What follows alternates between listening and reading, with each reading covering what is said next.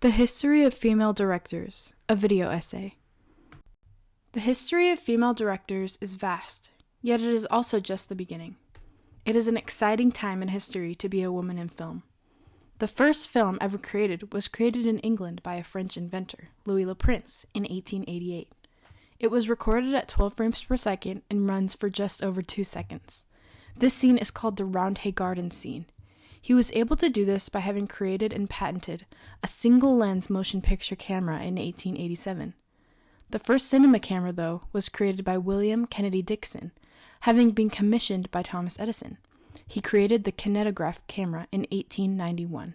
The years following these inventions allowed for cinema to be birthed. What we would now call the silent film era lasted from the year 1894 to 1929. There were many men creating with film in this time, but the first ever female director was a French woman named Guy-Blache. In the year of 1896, she created the first ever narrative film, called The Cabbage Fairy. She was a pioneer in female filmmaking. She created over 1,000 films. Another female director at the time was Lois Weber. In 1915, she created one of her best-known films, Hypocrites. Lois was actually coached by Guy-Blache in her career. In the 1910s and 1920s, another notable female director was Mabel Normand. She acted and directed in movies alongside of Charlie Chaplin. She also owned her own movie studio and production company. In 1910 in Sweden, Ebba Lindqvist directed her film Vem Larndingarna. In 1911 in Sweden, Anna Hoffman Udgren created her film Stockholms Frestelser. In 1921, American filmmaker Frances Marion directed 2 silent films, Just Around the Corner and The Love Light.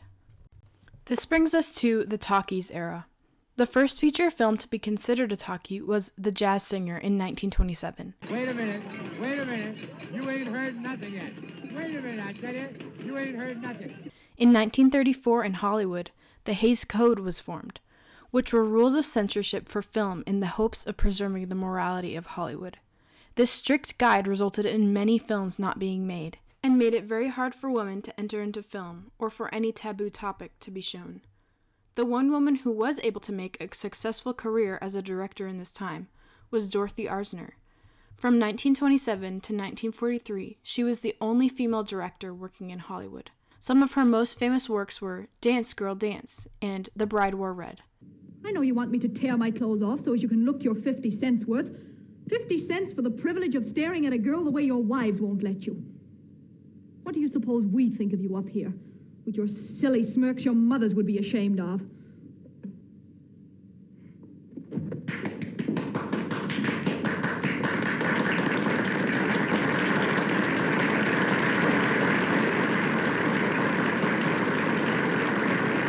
She launched the careers of a number of Hollywood actresses, including Katharine Hepburn, Rosalind Russell, and Lucille Ball.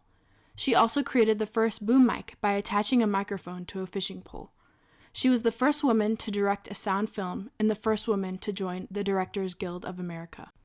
This brings us to the experimental films era. Between 1915 and 1935, female director Germaine Dulac created many films, her most notable being The Smiling Madame Boudet in 1923, and her surrealist experiment, The Seashell and the Clergyman, in 1928. From 1943 to 1958, Maya Deren directed many films including Meshes in the Afternoon.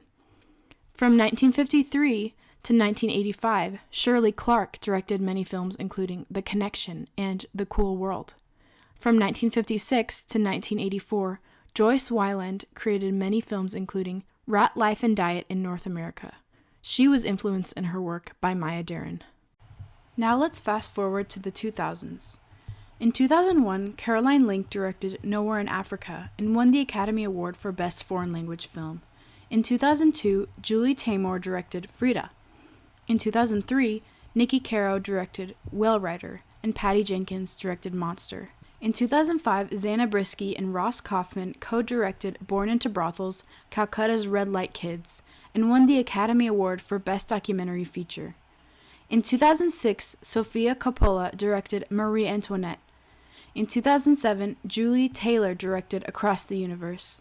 In 2008, Catherine Hardwicke directed Twilight, which grossed $69.6 million, which was the highest grossing opening weekend ever for a female director. In 2009, Kathryn Bigelow directed The Hurt Locker and won an Oscar for direction. This was the first ever female to win an Oscar for direction. She is also currently the only woman to have ever won an Oscar for Best Director. And the winner is... Well, the time has come. Kathryn Bigelow! This brings us to the 2010s. In 2012, Charmine Obaid-Chinoy directed Saving Face and won an Academy Award for Best Documentary Film.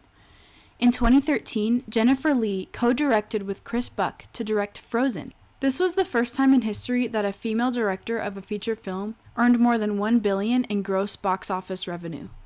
In 2014, Ava DuVernay directed Selma, a culture-shifting film about the life of Dr. King. In 2017, Patty Jenkins directed Wonder Woman, which was the 5th highest-grossing DC superhero film. Also in 2017, Greta Gerwig directed Lady Bird. In 2018, Ava DuVernay also directed A Wrinkle in Time.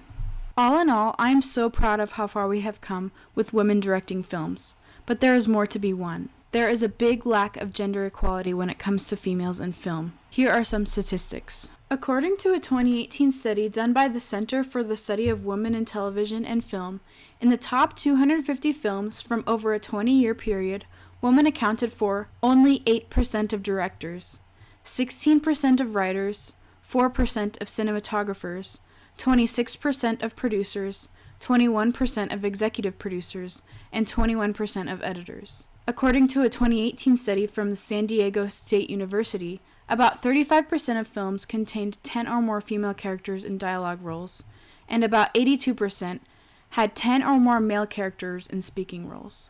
This does not have to be the norm. In order to evoke change for gender equality within directing and all roles in film, there needs to be a change from the inside, a change within the culture. At the 2018 Cannes Film Festival, 82 women stood up and marched together for gender inequality within the festival. There were specifically 82 women because that is the number of female directors who have been nominated for awards at the Cannes Film Festival over its 71-year history, compared to 1,645 male directors nominated for awards. What we have accepted as normal does not have to be normal anymore. We can all do our part by speaking up for women in film and supporting women when they direct, edit, act, do camera work, and in every aspect of film.